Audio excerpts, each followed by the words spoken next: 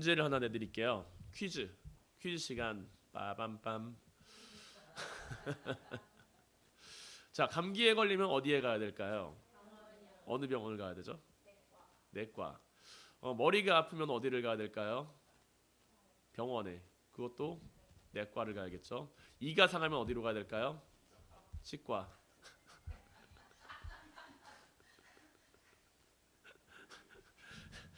네, 치과로 가야 됩니다. 네, 아마도 치과에 한 번쯤은 다 가보셨을 거라고 생각을 합니다. 치과 한 번도 안 가봤다 하시는 분 계세요? 없으시죠? 다들 한 번쯤은 치과를 가셨을 거예요. 치과 많이 가죠. 저도 치과 많이 갔습니다. 치과 가면은 참 돈 많이 쓰게 되고요. 그런데 치과에 가면서도 치과 가는 걸 좋아하는 사람들은 그렇게 많지는 않는 것 같아요. 치과를 자주 감에도 불구하고 그 치과를 가면은 정말로 공포스럽고 두렵고 떨립니다. 심장이 쫄깃해져요. 그 치과에서 나오는 그 드릴의 소리와 그 스케일링 할 때 나오는 그 윙 하면서 갈아내는 그 느낌을 좋아하시는 분은 아마 없을 겁니다. 저는 그 가운데 가장 싫은 게 이빨에다가 마취하는 게 저는 제일 싫어요. 잇몸에다가 주사 바늘을 꽂아놨는데 정말로 힘듭니다. 그래도 우리는 치과를 가야죠. 왜 가야 될까요? 이빨이 썩었으니까. 그 썩은 이빨을 냅두면은 그 이빨이 점점 더 심하게 썩게 되니까. 그리고 그 과정에서 이빨을 제대로 치료하지 않으면 다시 또 치과를 가야 되니까 한 번에 가서 끝내기 위해서 우리는 잘하는 치과를 찾고 여기 치과 치료 잘한다라는 곳을 찾아서 갈 때가 많이 있습니다. 이를 때우신 분들은 알 거예요. 이거 이빨이 썩어가지고 때우신 분들은 아실 겁니다. 이빨에 충치 치료를 한 다음에 그 치과에서 그 충치를 잘 걷어내지 못하고 좀 남아있다. 그 상태로 다시 이거를 때운다. 그러면은 그 부분이 다시금 조금 썩어서 그 때운 게 다시 떨어지게 됩니다. 그래서 다시 치료를 해야 돼요. 왜냐하면 거기를 제대로 치료하지 않았기 때문이죠. 쉽게 말하면 썩은 부분을 완전하게 다 도려내지 못했기 때문에 그 때웠던 부분이 떨어지게 된다라는 이야기입니다. 2번 가야 돼요. 우리는 살면서 여러 가지 어려움과 문제들을 많이 경험합니다. 여러 가지 난관 가운데 봉착할 때가 많이 있죠. 그리고 그 어려움을 해결하기 위해서 그 문제를 해결하기 위해서 다양한 방법들을 모색을 합니다. 그런데 대부분의 경우 우리가 그 문제를 해결할 때 겉에 있는 그 문제만을 해결하는 것도 하나의 방법이긴 하지만 눈에 보이는 문제만을 해결하는 것보다는 우리는 근본적인 문제의 해결책을 찾기를 원한다는 것입니다. 왜냐하면 눈에 보이는 부분만 싹싹싹 긁어내면은 결국에는 아래에 있던 부분들이 골마서 터져서 더 큰 위험 요소로 작용하게 되기 때문이라는 것이죠. 모든 문제를 지혜롭고 원만하게 해결하고 있는 것도 중요하지만 때로는 표면적인 문제의 해결이 아니라 그 문제의 해결을 위해서 그 감춰져 있는 것을 들춰내어 수술하는 것도 필요하다라는 이야기죠.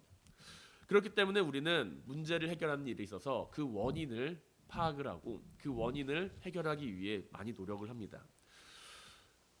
그리고 우리는 믿음 가운데 그 문제를 해결하는 방법을 모색할 때가 많이 있죠. 세상 사람들은 그 문제를 바라보면서 이렇게 하면 돼 저렇게 하면 돼 이러쿵저러쿵 이야기를 할 때가 많이 있지만 믿음을 가지고 이 세상을 살아가는 사람들, 신앙인이라고 한다면 단순하게 그 표면에 나타난 문제가 아니라 그 내면에 깔려있는 근본적인 문제들을 바라보고 그것들을 해결하는 것이 믿음으로부터 출발한다라는 것을 이야기하기도 합니다.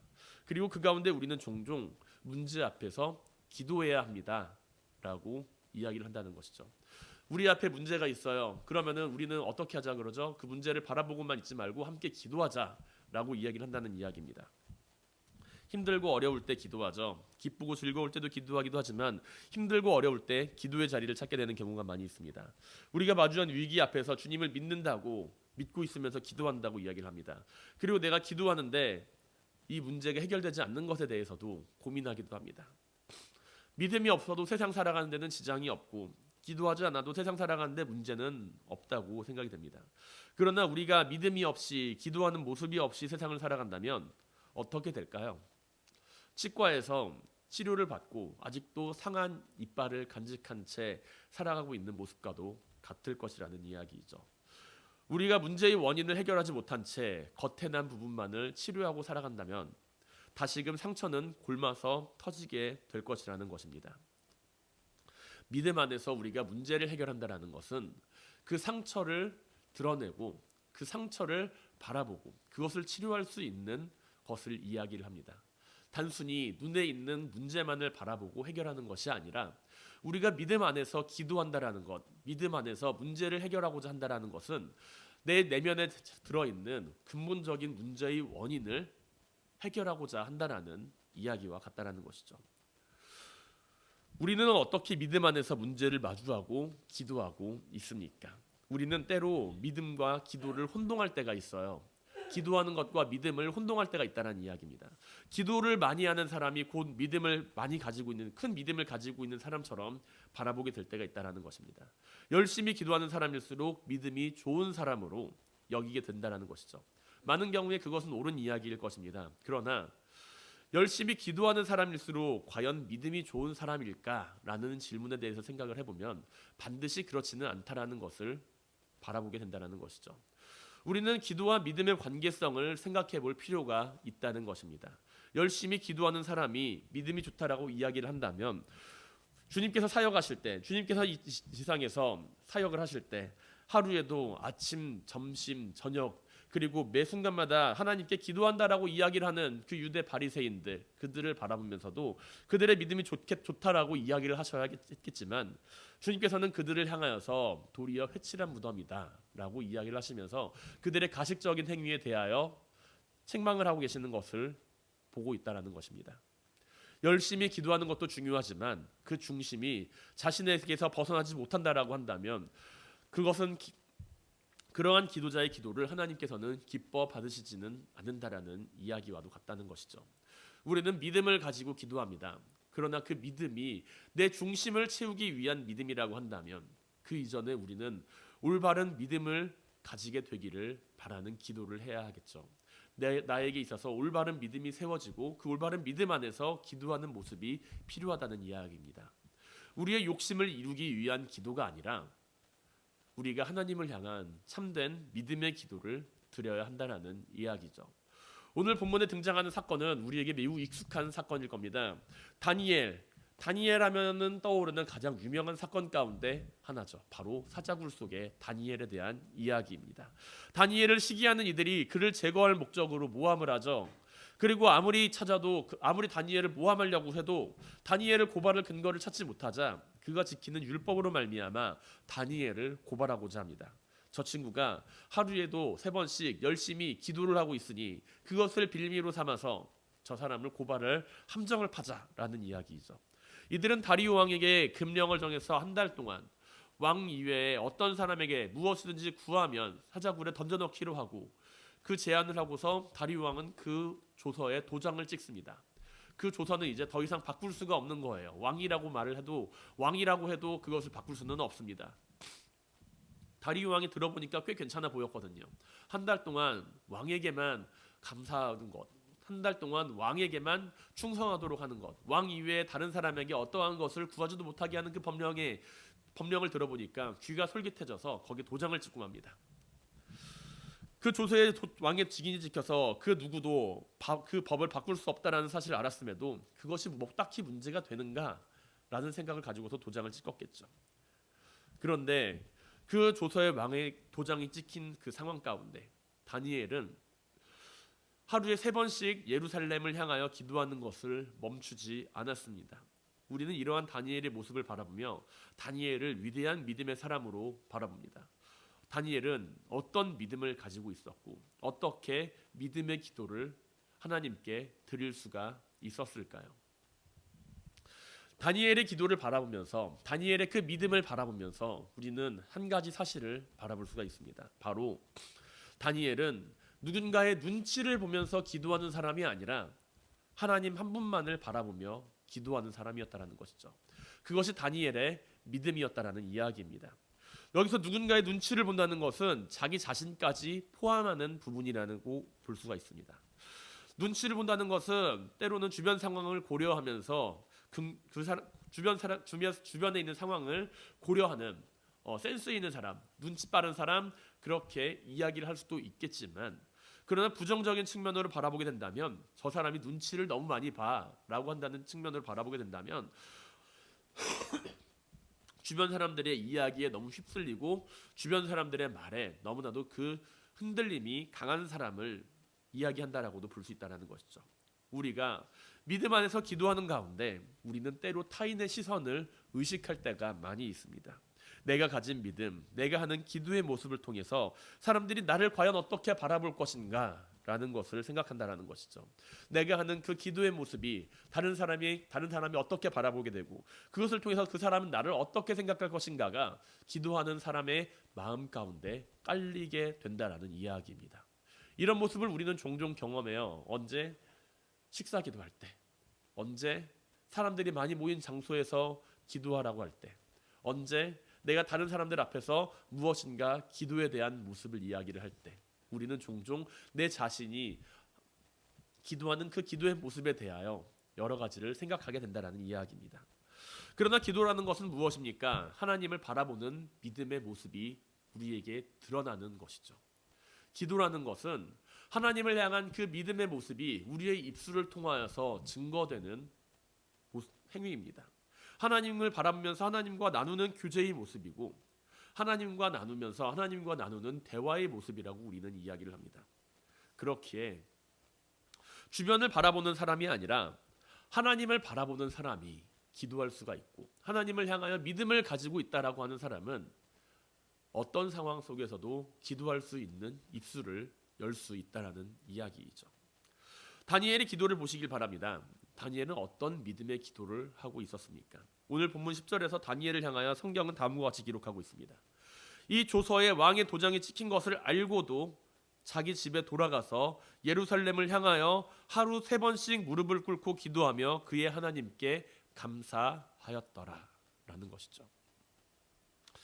다니엘은 주변 사람들의 시선보다 하나님과의 관계를 더욱 중요하게 생각하는 기도자였다는 것입니다. 다니엘은 주변 사람들로 인해서 주변 사람들의 시선보다 하나님과의 관계를 중요하게 생각하고 기도를 함으로써 자신이 피해를 입게 될 것이라는 것을 생각하는 것이 아니라 하나님을 바라보고 하나님과 가까이 살아가는 그 삶을 더욱 바라보는 사람이었다는 것이죠. 믿음의 기도는 소원을 이루는 주문이 아닙니다. 믿음의 기도는 소원을 이루는 주문이 아니라 하나님과 가까워지는 관계의 모습이라고 볼 수가 있다는 것입니다. 다니엘이 하나님만을 온전히 바라보는 이유는 하나님을 믿고 있기 때문이며 하나님의 말씀을 듣기 위해 날마다 하나님 앞에 서기를 원했다라는 것이죠.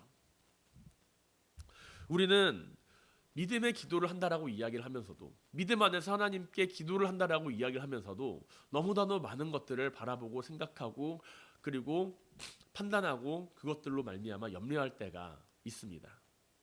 하나님을 향하여서 믿음의 기도를 한다라고 이야기를 하면서도, 하나님 앞에서 믿음으로 나와 기도한다라고 이야기를 하면서도, 나는 내가 나를 향해서 나와 함께하는 모든 것들을 바라보면서 그 시선을, 그 생각들을 그것들에게서 벗어나지 못할 때가 많이 있다라는 것이죠.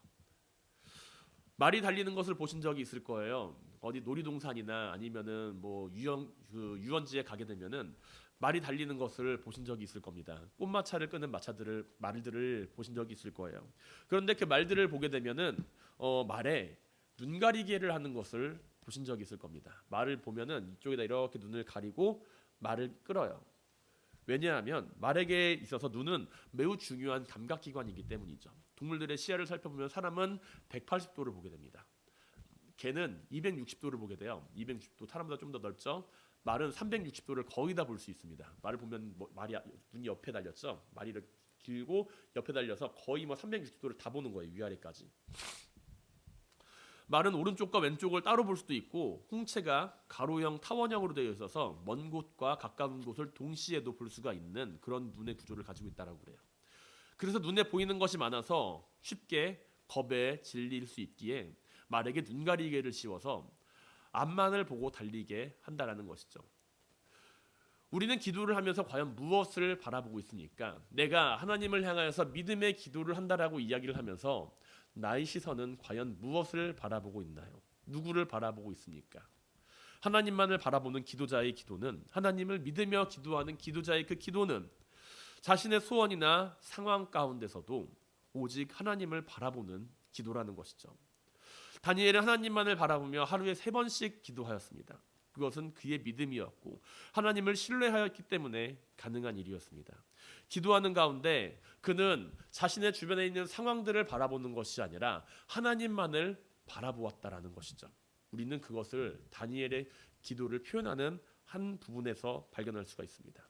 다니엘의 기도를 바라보며 10절에서 성경은 하루에 3번씩 무릎을 꿇고 기도하며 그의 하나님께 감사하였더라 라고 이야기를 해요. 그 어떠한 마음의 소원과 마음의 생각을 품고서 기도하는 것보다도 다니엘은 자신이 처한 상황 가운데서 하나님을 향하여 감사하는 것을 멈추지 않았다는 것이죠. 우리는 어쩌면 다니엘과 같은 상황에서 어떻게 기도할 거라고 생각을 하십니까? 많은 사람들이 나를 핍박하고 나를 괴롭게 하는 그러한 상황 가운데에서 내가 매일 하는 기도의 제목들이 있다라고 한다면 무슨 기도를 한다라고 생각을 하십니까? 하나님, 저들에게서 나를 구원해 주옵소서. 하나님, 저들에게서 내 문제를 해결해 주시기를 간절히 기도합니다. 이 문제가 해결되기를 원하고 이 문제를 통하여서 내가 조금 더 나은 삶을 살아가게 되기를 원합니다. 그렇게 기도를 할 때가 많이 있다라는 것입니다. 그러나 그 기도가 잘못되었다거나 틀렸다거나 하는 그런 차원의 이야기가 아니라 우리는 그것보다 한 단계 더 높은 차원의 믿음의 기도를 하나님께 드릴 수 있어야 한다는 것이죠. 그 믿음의 기도는 하나님만을 바라보며 하나님께 감사할 수 있는 기도의 모습이라는 것입니다. 다니엘의 그 기도는 위기 앞에서 마주하는 믿음의 기도가 아니라 언제나 하나님만을 바라보며 그의 삶 속에서 존재하는 믿음의 기도였다는 것이죠. 다니엘은 그 순간 그때만 하나님을 바라보며 감사하며 기도하며 살았을까요? 그렇지 않았을 것입니다. 하루 이틀 동안 진행된 이야기가 아니었습니다. 다니엘을 대적하는 이들이 그들의 기도 습관을 알고서 계략을 꾸몄을 만큼 매일같이 진행되었을 다니엘의 기도입니다.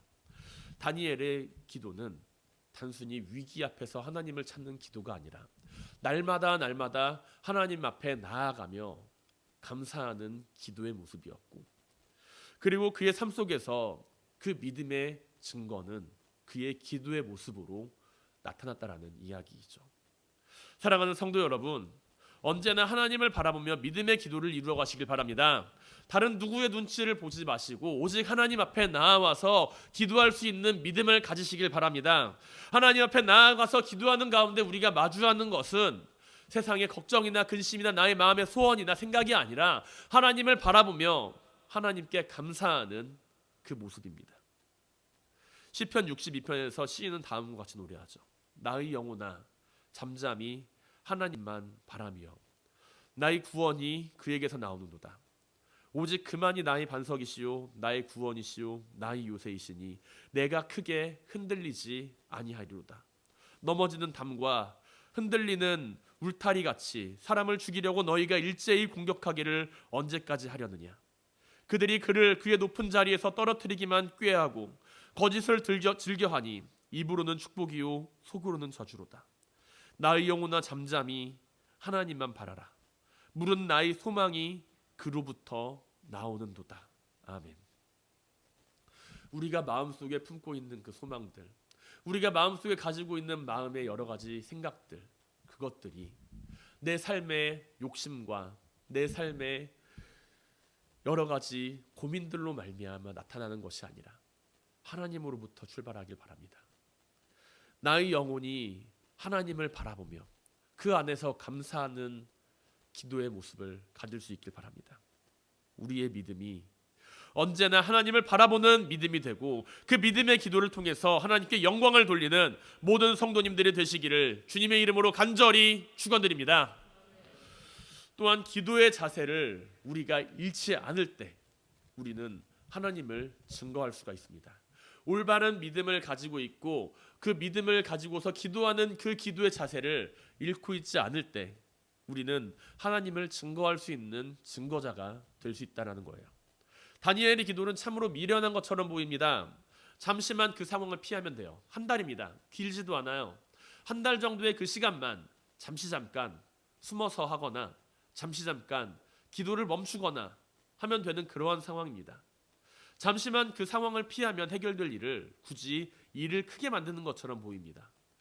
영원한 것도 아니고 정해진 시간만 잠시 잠깐 피하면 되는데 굳이 나가서 소나기를 맞으려고 하는 그러한 모습입니다. 다니엘은 그 위기를 피하기는커녕 그 위기 속으로 들어간다는 것이죠. 기도하는 것이 중요하긴 하지만 과연 그의 생명을 버릴 만큼 중요한 것일까요? 자신을 해하려는 무리들의 함정에 스스로 걸어갈 만큼 기도가 그렇게 중요하다는 이야기입니까? 그렇게 기도를 열심히 하는 것이 그의 믿음 가운데 중요하다는 이야기입니까?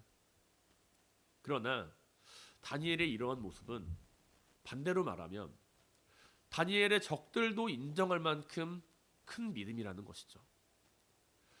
다니엘이 어떤 때는 하고 어떤 때는 하지 않고 그의 상황 가운데 시시때때로 다른 모습으로 믿음의 삶을 보여줄 때가 아니라 다니엘이 늘 언제나 한결같이 그렇게 생활하였기에 적들도 그러한 다니엘의 모습을 보고서 모략을 꾸밉니다.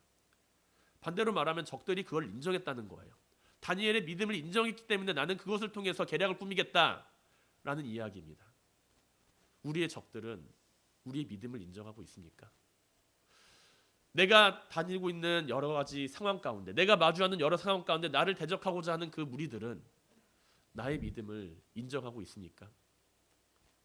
내 믿음을 통해서 모략을 꾸밀 만큼 그들 앞에서 나는 나의 믿음을 증거하고 있나요? 다니엘은 하나님을 향해 믿음을 가지고 기도하는 일에 진심이었다라는 것이죠. 소홀히 하지 않았다라는 것이죠. 다리오 왕 역시 다니엘을 구하려 해도 뾰족한 수는 없었고 다니엘에게 마지막으로 이야기합니다. 내가 항상 섬기는 너희 하나님이 너를 구원하시리라. 다니엘의 모습을 바라보면서 다리오 왕도 이 친구가 그냥 어떤 때는 기도하고 어떤 때는 기도하지 않는 그런 사람이 아니라 정말로 열심히 하나님께 기도하는 믿음의 사람이구나. 그렇게 생각을 하고 있었기에 내가 항상 섬기는 너희 하나님이 너를 구원하시리라 이야기를 합니다. 나의 주변에 있는 나의 사람들이, 나의 주변에 있는 내 친구가, 내 동료가, 내가 좋아하는 사람이, 나를 좋아해 주는 사람이 우리의 믿음을 바라보고 있습니까? 우리가 고난 앞에서 나아가서 행동할 때 그 사람들이 우리를 향하여 하나님을 믿지 않아도, 하나님을 몰라도 그들이 우리를 향하여서 내가 섬기는 하나님이 너를 구원해 줄 거야, 그렇게 이야기를 할 정도로 우리는 우리의 믿음을 가지고 하나님 앞에 나와 기도하고 있나요? 다리오 왕은 너를 모함에 빠뜨린 신하들의 생명으로 내가 너의 그 억울함을 갚아주겠다 이야기를 하지도 않고, 다니엘을 향해서 어찌하여 그렇게 어리석은 일을 하였느냐 이야기를 하는 것도 아니라 다니엘이 행동한 그 평소의 행실의 모습, 하나님을 그토록 온전히 믿기를 원하고 열망하는, 하나님 앞에 나와 기도하는 그 다니엘의 그 믿음의 모습을 바라보며 내가 섬기는 너희 하나님이 너를 구원해 줄 거야. 내가 너를 위하여서 여러 가지 뾰족한 방법들을 생각해 보았지만 아무리 생각해도 난 너를 구할 수가 없어. 내가 믿는 하나님이 너를 구원해 줄 거야. 그렇게 이야기를 할 정도로 우리는 우리를 좋아하는 사람들 앞에서 믿음을 증거하고 있나요? 사자굴 속에 들어간 다니엘이 살아난 일은 무척이나 놀라운 일이 분명합니다. 그러나 다니엘이 사자굴 속에 들어가서 살아날 수 있었던 것은 그 사실에 우리가 놀라야 하는 것이 아니라 그가 하나님께 살려달라고 기도하고 부르짖기 이전부터 그는 이미 많은 사람들 앞에서 하나님을 믿고 살아가는 일에 있어서 참으로 진심을 내고 살아갔다라는 사실에 대해서 우리는 놀라야 한다라는 것이죠. 다니엘은 감사하고 기도합니다. 감사로 하나님 앞에 기도하며 나아갑니다. 하나님 앞에 나아가서 기도하는 일을 쉬지 않습니다. 다니엘의 믿음의 기도, 그것은 고난 앞에서 멈추지 않는 기도, 고난 앞에서 하나님을 찾는 기도, 그의 삶 안에서 고난 후의 순간만엔 고난의 순간만 하나님을 찾는 것이 아니라 언제나 하나님을 찾으며 감사하는 기도였다라는 것이죠.